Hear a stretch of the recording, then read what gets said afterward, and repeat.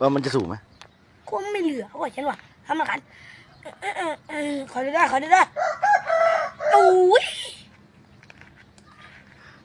รุ่นนี่รุ่นไหนมันขันเนี่ย ขนาดนี้มันยังบอกแล้วมันกันตั้งแต่นานแล้ว เนี่ย เด้อแม่ดูมันเดินโอ้โหแม่งยังงามเลยเดินมา ดูตัวนัสกรไก่หนู มันจอมยุทธหรือเปล่า นี่ ไก่ คือ อ จอยู่ ม บ้านย่าหนูอะ มันชื่ออะไรเหรอ ไอ้โกโก้มันชื่อไอ้ไก่ตุ่น แล้วรู้ไหมว่าไก่พี่ชื่ออะไร